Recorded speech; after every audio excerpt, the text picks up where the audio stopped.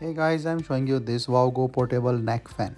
So this is a hands-free bladeless fan with a 4000 mAh battery operated wearable personal fan with a 3 speeds adjustable 78 air outlets and a headphone design with LED lighting neck fan for outdoor indoor use.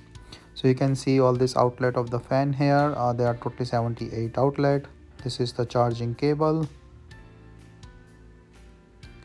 So this is a USB-C charging cable, so it's pretty universal. You can just put in this USB-C to get it charged, and once it's charged you can use with this on and off button. Keep pressing it and then yep, it start working with this different lights. First, there are total 3 speeds for the fan: low, medium, high, that I can feel it here.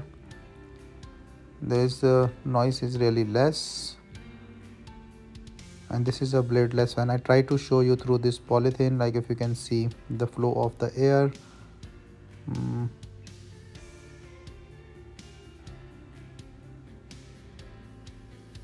There is air for sure, but uh,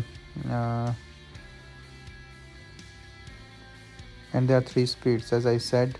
So this is pretty good, like just to put as a headphone in your neck, and it's good.